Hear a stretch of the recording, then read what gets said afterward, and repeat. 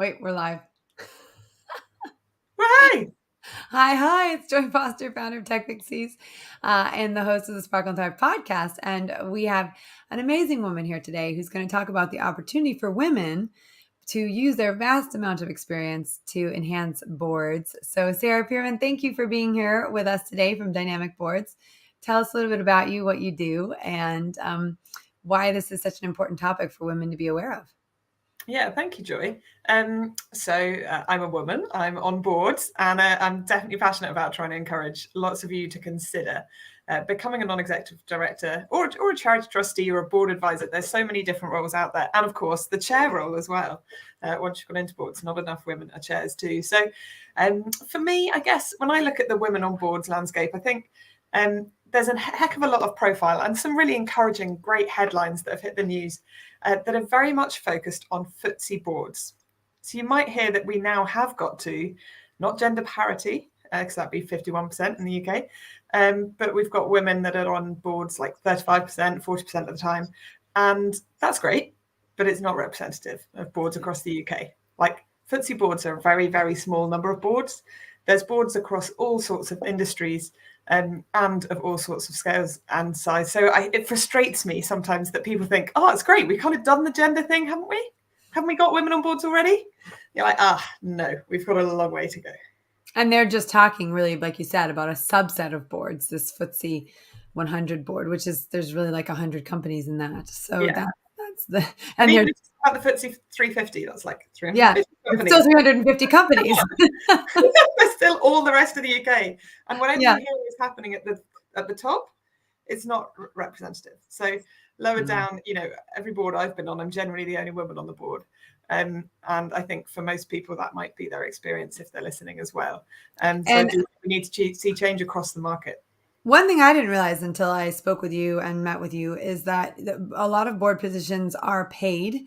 I mean, some are voluntary, of course, and I think women, by no fault of their own, just tend to gravitate towards the free, the voluntary board options. But the reality is you are connected to a lot of people who are willing to pay to have the right person sitting on their board advising them. So talk to us about the opportunity for a woman with experience in various different areas to actually make a difference for a company, but also to be able to make an income from it. Yeah. So for me, I'm 35 and I've been on 4 boards now. And the first one, I was a charity trustee when I was 26. And then when I was 29, I joined the board of a specialist bank. So that first charity trustee role was unpaid, as most charity trustee roles are, although there is an exception in charity governance code that now says you can pay to help encourage diversity on that board, which lots of people don't know about. So I think charities could occasionally be paying. But the other 3 have been on company boards. So all 3 of those have been paid board roles. And I think, there's a lot of people that don't realise there's boards of all different shapes and sizes that need skills and a real variety of skills. I think the traditional view is probably that you need accountants on boards and ex-bankers like me. But actually, boards need a heck of a lot of different skills. And when you think about the challenges that organisations like the NHS, like housing associations, like a manufacturing business in Wales, think about the skills that they need. It's going to be right across the spectrum. All boards need people who have experience of HR, people who know about marketing and how to communicate your brand, people that are good at listening to customers. There are so many different skills that boards need, and some that they're good at recognizing they need and others slightly less so. So I think that's where you can kind of look at an advert and say, I know this business. I think you need something else as well. So it's worth being a little bit attuned to that. But there's so many different boards out there. So we see lots of roles that are advertised in the housing association market, NHS trusts, building societies, small private companies, larger private companies as well sometimes. I think there's loads of other sectors as well. There's lots of public sector bodies as well. So there's a vast amount of organisations out there that are looking for non-execs. So the big message that I would have to your listeners is start having a look. So I got really frustrated. Where can they go to look for board roles? That's what I would love. So I got really frustrated with this non-exec market. When I became a non-exec myself, I started chatting to other people about it, and they said, oh, I looked into that and I found this site and you had to pay to view the board roles. And I've never had to pay to see jobs in any other sector or any other market before, and it put me off. So I just didn't bother.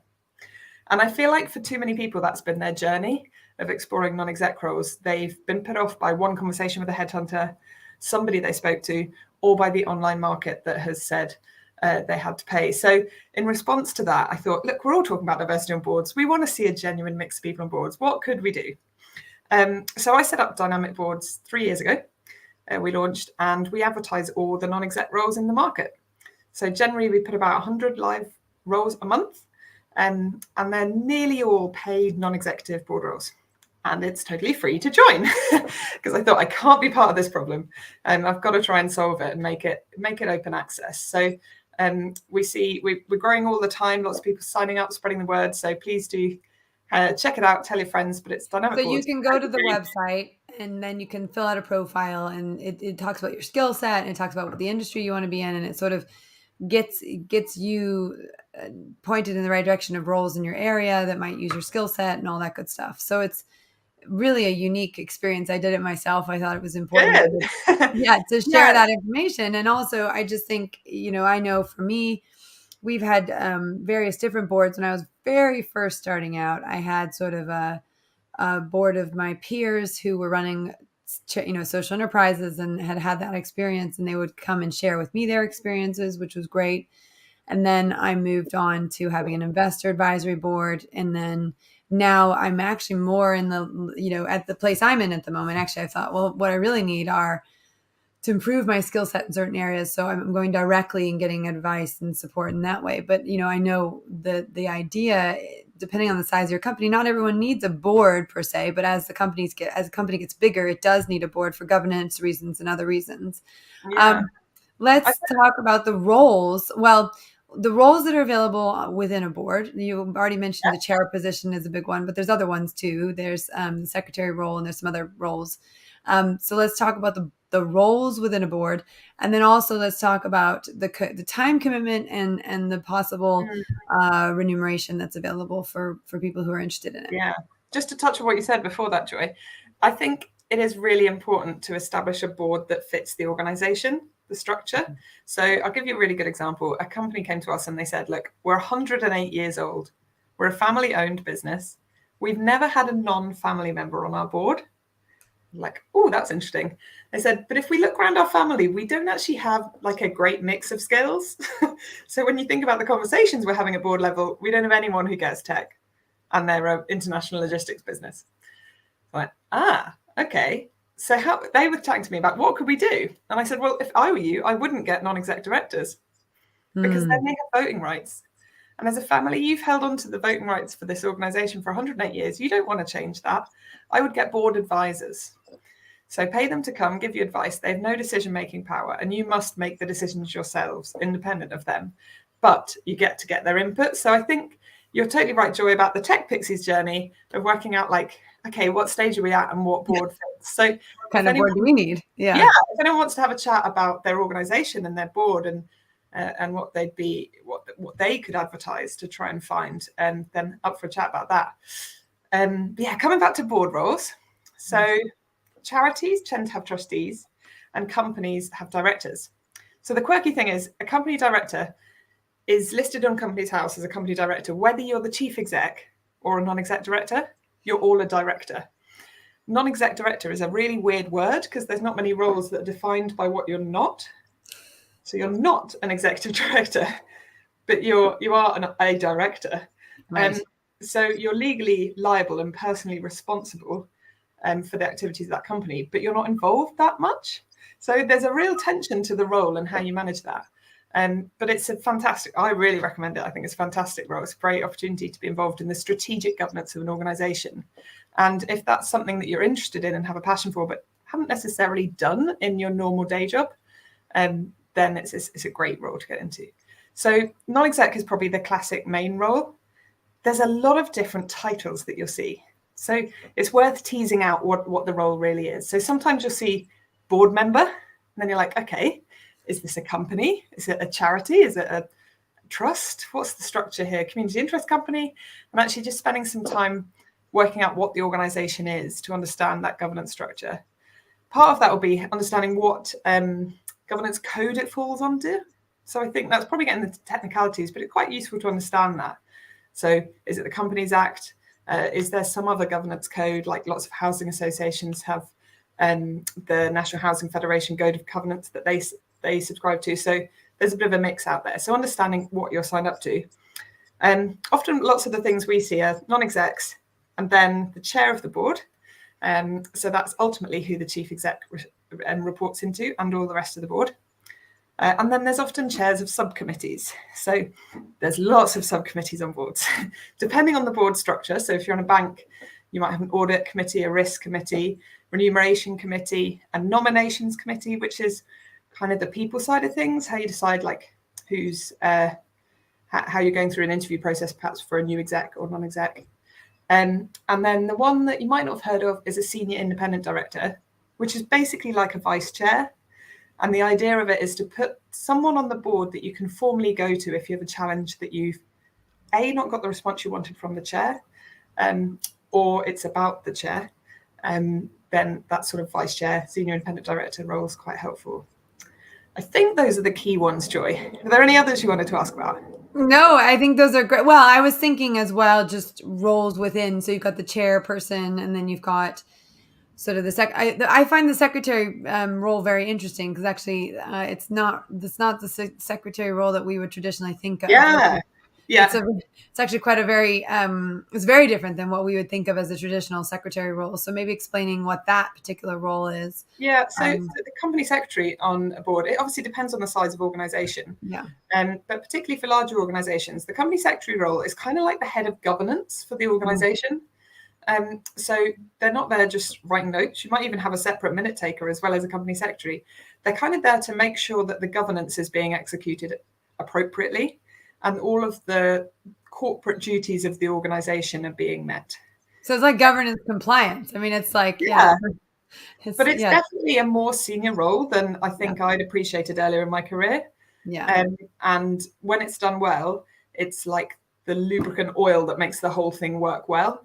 And when it's not, you can kind of notice when you're on another board that doesn't have that kind of role in place. So yeah, company secretary is a fantastic role. It's not one that we would advertise because I don't see it as a non-executive board role.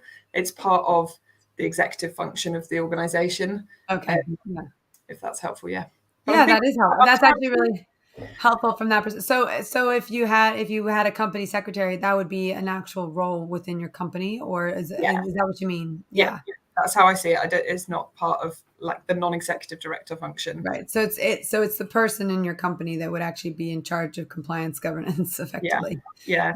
The charity trustees, you often get a bit of a merging between all these things. So they might ask someone to be a trustee and then also to be the secretary at the same time and things like that. And I guess it's just worth being really straight up about what that includes and entails and how much work it's going to be, because I think often charity trustee roles that almost, depending if it's a grassroots organization, they sometimes are asking you to do quasi-executive work. Right. And let's talk about the sort of remuneration that's available for a board role, because it's not a full-time job. It's not even a part-time job. It's not something that you're doing every day, every week. It's they're all unique in their structure, but the ones that are coming across your desk, like what is the commitment and what's the range of income that someone can make as a board? Yeah, so there's a really big mix. So when we talk about those FTSE board roles, that sort of pay is is going to be pretty significant. But what we more commonly see with dynamic boards, I'll give you a bit of a sense. So I'd say overall the average is around 2 days a month for a board role. There's quite a mix of organizations that when they say 2 days a month, they mean 2 days where you could not be in another workplace. Mm-hmm. You would need to be totally available for this board. Others say 2 days a month, and they really mean 3 hours where you're actually couldn't be in your other workplace and you would need to be there. Or they might mean it's like one evening a month. So when they say 2 days, you have to really look at the small print of what does that mean and how are they structuring their board meetings, because for some people the time commitment could mean this is really prohibitive to make it work alongside a full-time role, and in other instances it's not at all. So don't judge it basically just by the number at the top. Also know that when you join a board, you're there through thick and thin. So you can't just leave when something goes wrong. You have to support the organization through that kind of time. So there'll be time when it isn't a big drain on your time, and there'll be time when it is. And I think for me, I would say it's definitely been double or treble at some points, and then maybe ever so slightly under other points. So you need to have that flex in how you work. So that's a bit on days. I'd say there's a couple of exceptions. When you go to chair roles, it's generally a little bit more time. Depends on the organisation and how they structure it. The NHS trusts are usually around a day a week. So if you're going to go for a role like that, you'd need to think about whether that really worked alongside what else you're doing. It could be your portfolio career, retirement, your own business, who knows what situation you're in. And then in terms of pay, I've got our pay data up here. I'd say there's a real mix between sort of $5,000 and $30,000. That's for a full year's commitment. Yeah, that's sort of the annual. What we talk about it as directors' fees rather than salary, because salary you generally associate with employment, right? Whereas you're not employed by the company, you're contracted for services. So yeah, generally somewhere around the 5 to 30 mark. So 30 might be more like a building society that you're on the board of, and 5 could be a smaller housing association. NHS trusts are usually 13 grand. And then there's a whole mix in between. So I'd say it's worth looking at the market and seeing what's out there. But obviously, there should be some relationship to how many days a month it entails.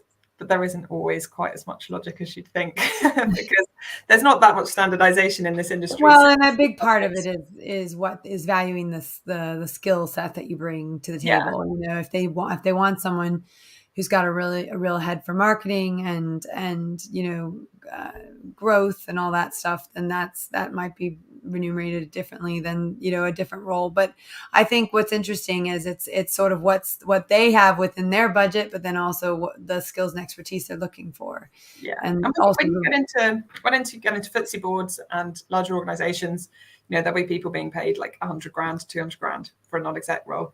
Yeah, well, in America, there's obviously a big spectrum there, and 50 grand is quite common once you get into this smaller listed market. So, yeah, full spectrum out there, just like there is for executive roles. You get chief execs not paid that well, and those that are. Personally, I think all serious governance roles should be paid.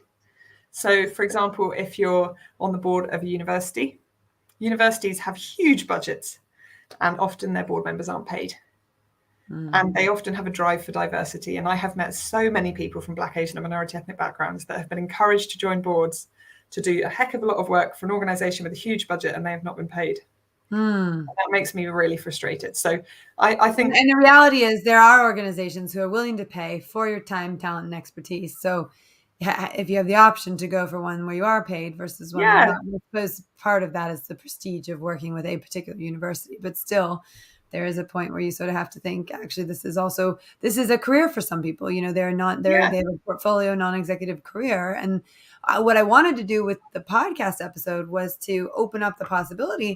I mean, I'm thinking of a few tech fixies in my mind right now. And if you're listening and you know who you are, which you will, who would be a perfect fit for this and would enjoy it immensely and would do a tremendously good job. Yeah. So, and love the fact that they can get paid to do it. So, that to me is very special, but I don't think women know it's available to them. And that's why I wanted to do this podcast. And I love, that, you're sort of a trailblazer in this space, in the sense that you saw a problem and that it wasn't accessible to people that really would make a big difference. And so you created an opportunity and a way to get into that.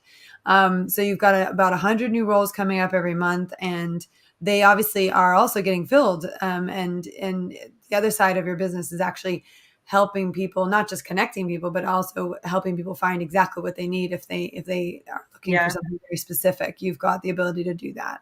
Yeah, so we don't ask people to pay any money to join our site, but the one thing we do ask, as Joy mentioned, is to fill in a form. So we ask for people's data, and it works so beautifully because that's what we monetize. So when we talk to companies, they say, we are looking for someone that lives in the southwest of England but has this particular skill set, and we don't mind if they have any prior board experience, but we just need that skill set and people who live in that area for this board. And then we've got a database that we can filter through and say, oh, we've got that many people that meet this brief. And if they have an all-male board, they might well say, we'd particularly love to encourage women. So we might send an email just to the women that live in that area and say, look, please check out this role, have a look. So for our candidates, they love getting those personalized emails when they come that particularly encourage them to apply for a role. And for our clients, they really appreciate being able to do that like targeted email campaign. It's incredibly simple and very effective. So yeah, that's our business model. That's how it works. Yeah, I love that. But I also just love the fact that you're helping both sides, the company that knows they specifically need someone. And actually, that's how we were introduced. It was through a tech pixie who is also an investor and sits on our board. And, she loves the work that you do and thought that it would be important for us to connect. And actually, and when we started talking, it was like, oh my gosh, women really need to hear that this is an opportunity for them, Yeah. and a real opportunity for them. And, the sooner you get started, the more of a reputation you build, the more experience you gain. And then the more also remuneration that you can command as you move your way up. So, one of my key messages would be like, get started early. Yeah. So if you demonstrate yourself by starting at 29, right? Yeah, definitely. Well, starting at 26 because I was a charity trustee, and then earlier when I worked at a big bank, I set up something internally to encourage people to be community leaders. So to volunteer, as youth leaders, scouts leaders, just get out and do something, help run the rugby club or whatever. And I found loads of people were already doing those sort of activities, and they really wanted to inspire others to do it. And actually, kind of when I look back at every stage of my career and of my education, I was always setting something up and getting something going and looking at sometimes creating excessive governance structures for things like getting 10 senior stakeholders that are all bought into this and things like that. And I look back. You were born to do this, Sarah. I laugh at myself, but I think actually all of that stuff gave me good exposure to how to relate to other people, and often people that are older than you or more senior than you, in those kind of environments. And I think one message would be get exposure whatever way you can to strategic decision making. That doesn't mean you necessarily have to join a board today. You might be 18 listening to this and maybe you are fit to join a board tomorrow, but it might be that you just need to get some of that strategic decision making experience. I think, our average listener is probably majority, not all, but majority of our average listeners are like between the ages of 40 and 60. And actually they've got this strategic experience. Yeah. They just haven't been playing with it recently. Yeah. So I think that's what's exciting. That's why I really wanted to do this podcast, because, and it is inspiring for the young person who doesn't have any strategic experience, that they jump out and get that. But also for those women who are listening to this who go, wait, hang on, I've got loads of strategic experience and I didn't know that I could do two days a month and get paid for it and still be able to have the flexibility in my life that I would love. That's a really, that's a big gift. And also, and Joy, I think historically this has been a gift that's been reserved for retired, predominantly white men. Yes. And you think of all of us doing caring responsibilities for parents, looking after kids, whatever else you might have going on in your life. If you're managing a portfolio life, as many, many women are, then actually this can really help with that flex. If you're doing something really creative that doesn't have a guaranteed income stream in one area of your life, then this can provide a steady income stream in another area of your life. And I think for me, the flexibility that non-exec work brought me meant that I could start dynamic boards, and it made no money at the beginning. So as you can imagine, we had to build the customer base, candidate base. So, for me, it's actually worked. I've practiced what I preach. Like this, I still do one board role.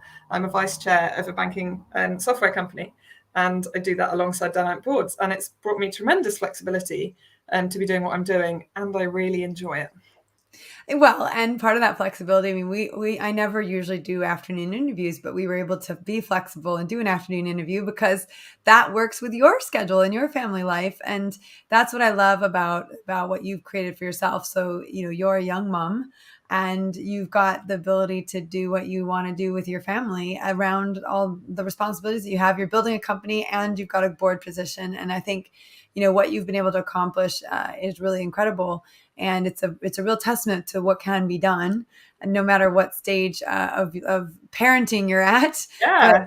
But, I love your sort of the fact that you've built this around a young family. And I think that's Yeah, beautiful. thank you, Joy. And I've got a 1.5-year-old, and when he was born, I decided I basically was going to do a flexible mat leave.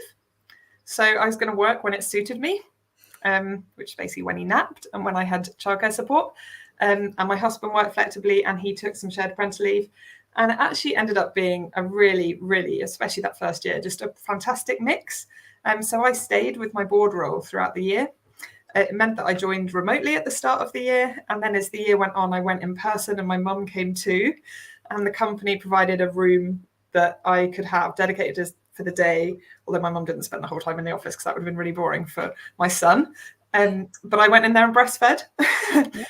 I just nipped out of the office, but stayed on the call, went and breastfed him, then came back in. Like, there was huge flexibility to it. And I think for me, I felt like I'm writing the story myself. Like, I think there is a historic thing of the type of people that end up on boards. It's clearly not me.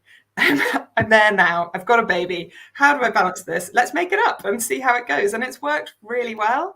And I hope for other people that are mums or balancing other things in their life, they think, do you know what? There's ways you can make this work. There's lots of boards that are supportive of people that are doing other responsibilities, and kind of just ask. And I do see occasionally on adverts now, they say maternity and pregnancy welcome or something. There's like a phrase that they're adding that says basically we'll work it out.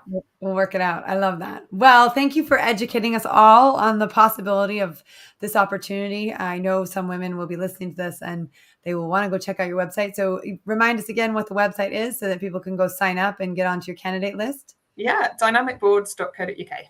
Okay, brilliant. Thank you, Sarah. Thank you, Joy. Fun to be with you.